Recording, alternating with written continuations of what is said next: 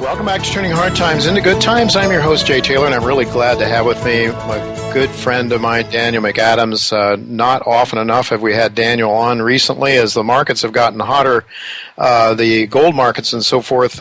Your host has had his nose to the money trail, and we're looking to make money in the mining stocks, but that's not to say that I don't care a great deal about what Daniel McAdams and Ron Paul Institute for Peace and Prosperity is doing. So thanks for joining me again, Daniel. It's really good to have you back with me. Hi, Jay. It's great to be back with you again. Good to have you with me. You and Ron Paul talked at the Ron Paul Institute for Peace and Prosperity. I saw a clip there. You were talking about the coup in Turkey, or alleged coup, some people think. What are your thoughts about what is really going on there? Because it seems to be, it just doesn't make any sense to me. Like so much of our foreign policy and things are things we hear from our propaganda artists in Washington.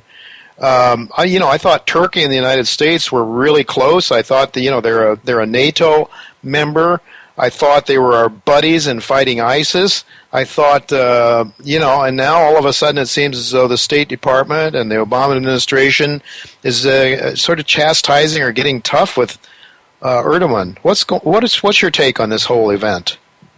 Yeah, I mean, with the coup that happened last Friday, first of all, it was very short-lived. We're talking really a couple of hours, and there are so many potential scenarios, and we have to sort of approach this with the idea that we'll never know what really happened. But there are a number of scenarios that are worth thinking about. And obviously, as in any whodunit, you have plenty of potential suspects. And one of them on the international stage could always be the CIA. It's well known that Gulen, the cleric that lives in Pennsylvania, who's exiled from Turkey, has long had a relationship with the CIA. And as Dr. Paul pointed out in the Liberty Report that we did earlier this week on it, there are some similarities between him and Chalabi. Ahmed Chalabi was the guy that the CIA wanted to run Iraq after we liberated it, But they're both considered moderates, very pro-West, pro-U.S., and so Erdogan immediately blamed Gulen and his movement for the coup. Most people think that is just an excuse to get rid of his rivals. That may well be the case. But it also may be possible that Gulen and his people are behind it.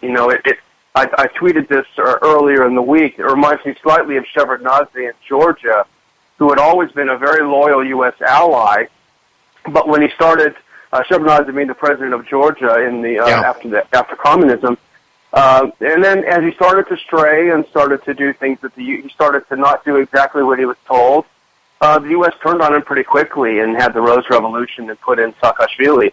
So that's always a possibility. The other possibility that I think Dr. Paul and I were leaning toward earlier this week is that either Erdogan himself was behind it, or he had caught wind of it through a loyal general or somebody who'd sniffed it out and let it happen. Because, talk about a great opportunity to get rid of your political rivals. Mm-hmm. As of right now, and the number keeps going up, but he has fired just about 50,000 public sector employees. Goodness. He sacked 15,000 teachers and said they were involved in terrorism because they were behind the coup. A third of his entire officer corps is gone. Within hours of putting it down, he sacked 3,000 judges. And that led people to think that he already had his enemies list. Right. How could you know? How could you do something so rapidly as that? Get rid of so many people. And that's a pretty efficient government if they could, within a couple of hours, draw up this list. So, like our own Patriot Act, they had it sitting on the shelf probably, and so it did present itself as an opportunity if he wasn't behind it himself. But it's an extremely fluid situation, and, as a matter of fact, one of the persons arrested was the Turkish military officer in charge of the Turkish side of the Incirlik Air Base, which is not only where we have our huge NATO base, but where we keep about 50 nuclear weapons. Wow. So, it went right to the top, and and as a matter of fact, Incirlik was closed for a short period. The electricity was turned off, and nobody could get in or out. So extremely, extremely dramatic moves, of which NATO and the EU are paying pretty close attention. Well, I would think so. Let me ask you, if the CIA were behind this, then they might have in mind installing somebody to their liking in Turkey? That might be the idea, like this cleric in Pennsylvania? Somebody less problematic, of course. Erdogan has he's purged the media. He's shut down newspapers. Even if he was doing what the U.S. wanted him to do in Turkey, at some point you start getting to be a liability. And maybe his paranoia was starting to be a liability. Of course, this is speculation, but, we've seen this pattern. We've seen it happen in the past, so you can extrapolate based on that.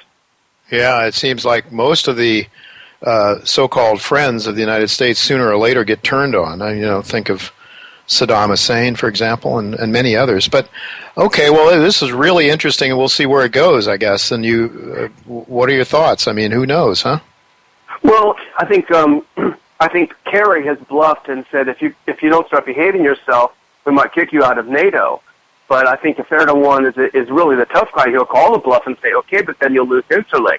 And that will dramatically reduce the ability of the U.S. to, quote, project power into the Middle East, i.e. bomb Syria and Iraq and put boots on the ground, et cetera, et cetera. So I don't think there's any chance in the world that the U.S. will make a move on NATO. The Europeans are upset, though, because Erdogan did something that Albanian dictator Enver Hoxha used to do in the 70s, where he would say, would ask the people, what should I do with comrade so-and-so? And they'd say, well, he has to be killed. And Hoxha would say, well, who am I to go against the will of the people? So he's thinking of, he said he's got to bring back the death penalty because he heard people on the street saying, why should we put these guys in jail and pay for their way? They should all be killed. Oh, so my goodness. If he brings back the death penalty for these so-called coup plotters, I think Brussels is going to be irritated, and I think the whole idea of them getting EU membership is going to be off the table, certainly de facto off the table. Yeah, well, that might be a good thing, I would guess. But in any event, it's just really, really interesting scenario. What do you make of the Kerry appearing suddenly, seemingly in Russia, talking to Putin or to the Russian power elite, and it seemed as though the White House didn't say anything about it? Was that strange? I think Kerry went with an offer in his hand. He wanted what the U.S. calls a cooperation on Syria to coordinate airstrikes against the rebels, the Al Qaeda and the ISIS rebels. But the problem is, our U.S.-backed moderate rebels are so closely embedded with the Al Qaeda rebels. They're called the Al Nusra Front. Yeah. That essentially it means that you can't bomb Al Qaeda in Syria, which is primarily fighting the secular Assad, because our allies are fighting alongside and sharing our weapons with Al Qaeda. So it's very problematic, and I think the U.S. knows that its Syria policy is in a disaster. So I think Kerry was coming to try to propose something, and I don't think the Russians bit as the U.S. had hoped they would. Yeah. Daniel, we're just about out of time here. I have to ask you, though, with regard to the politics here in this country now, give us a sense of what you and Dr. Paul think a Trump presidency might mean for foreign policy. Well, probably nothing good if you look at the kinds of people that he has around him. And Dr. Paul, as everyone knows, has been very, very negative. I think he's probably right. I try to be a little bit more optimistic and hope there might be some, kernel of him that's better than a Hillary presidency would be.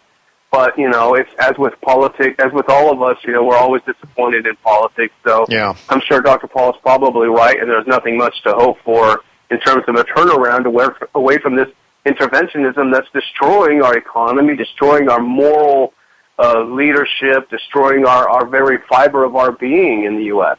Yeah, indeed. Well, as Dr. Paul said on my show a week or two ago, the one thing that you don't hear any of the candidates talking about going back into the primaries was the whole notion of an honest monetary system. And, of course, that is the fuel that is used for militaristic expansionism, and I think a very dangerous time for us, Daniel. Don't you believe so? Absolutely, and that's why we have to make the case stronger than ever for non-interventionism. We have to be as loud as possible for our economic well-being, for our moral well-being, for our physical well-being, really. Yeah. Well, it is a time to be on the lookout. One more thing, Daniel, remind our listeners about your event that's coming up in Washington. It's in September, I believe. Tell us, take 30 seconds to tell us about that and how people can sign up for it. Well, thank you very much, Jay. We're having our first public conference. We've got a great lineup of speakers. We've already announced, Dr. Paul, of course, will be the headliner. We've already announced that Lew Rockwell, a libertarian legend, will be one of the speakers, back together in Washington with Dr. Paul.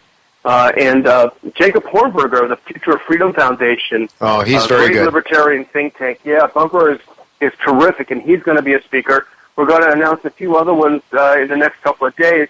But people can get more information just at our website, ronpaulinstitute.org, and we'll have a little banner up on the right hand where you can click and get more info. We're actually getting, we sold out our first two sections, and we've had to negotiate for a new section in the ballroom. So there's a lot of interest in this. It's a one-day conference, September 10th, which is a Saturday. I'm really looking forward to that. I hope I can go myself, if possible. Daniel, thank you so much for being with us again. We'll look to do it again sometime. Thank you. Thank you, Jay.